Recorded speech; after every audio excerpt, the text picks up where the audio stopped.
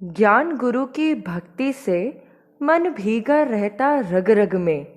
निर्मल मन है महावीर सा, दिखे अहिंसा पग पग में।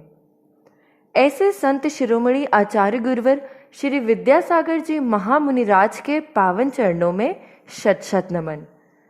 विद्या गुरु के ऐसे ही रोचक संस्मरण सुनने के लिए हमारे चैनल को लाइक और सब्सक्राइब करना ना भूलें। आइए आज हम चलते हैं सिद्ध क्षेत्र नैनागिर जी, जिसका वर्णन श्री निर्वाण कांड में इस प्रकार से है।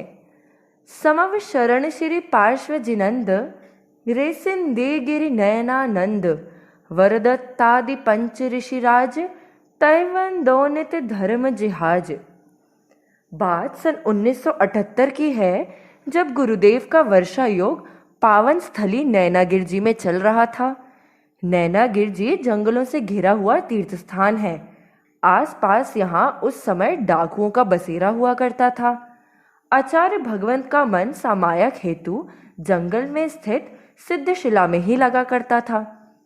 एक बार की बात है, जब आचार्य भगवंत जंगल में स्थित सिद्धशिला पर सामायक हेतु ध्यान लगाकर बैठे हुए थे, तभी केरवना ग्राम निवासी श्री राव खेत सिंह जी नैनागिर के जंगल में शिकार खेलते हुए एक हिरण के पीछे पीछे घात लगाते चले आ रहे थे।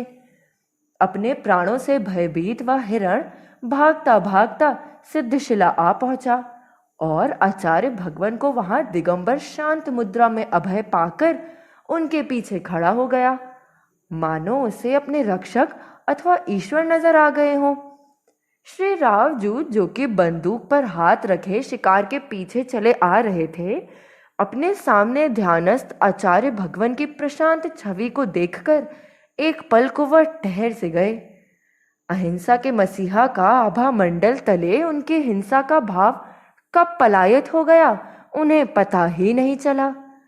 उनके हाथों से बंदूक अपने आप ही छूट गई और वे गुरु चरणों में नतमस्तक होकर वहीं बैठ गए।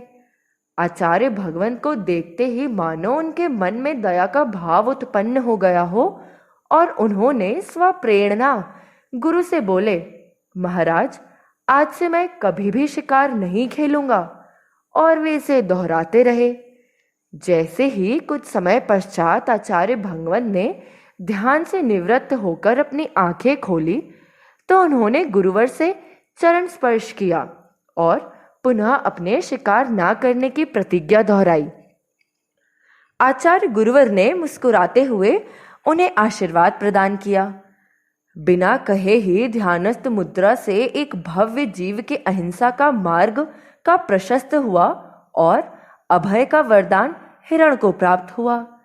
यह आचार्य भगवान की साधना का ही तो अतिशय है कि उनके आभा मंडल से निकलने वाली अहिंसा की तेजमय किरणें हिंसक जीवों में भी शांति और अभय का सृजन कर देती हैं। धन्य है आचार्य भगवान, जिन्हें यदि ध्यान मुद्रा में देख लिया जाए तो ऐसा लगता है मानो कोई मूर्ति बैठी हो। किसी प्रकार का हलन चलन तो दूर, उनकी श्वासों का स्पंदन तक का एहसास नहीं होता और उनके चेहरे पर प्रसन्नता व्याप्त रहती है और वे एकदम अपने में डूबे हुए आत्मस्थ हो जाते हैं।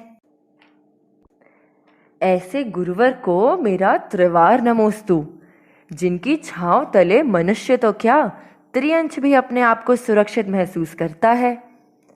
अगर आपको यह संस्मरण पसंद आया हो तो हमारे चैनल को अपने परिजनों एवं मित्रों के साथ शेयर करना ना भूलें, ताकि वे विद्या गुरु के संस्मरण से वंचित ना रह पाएं।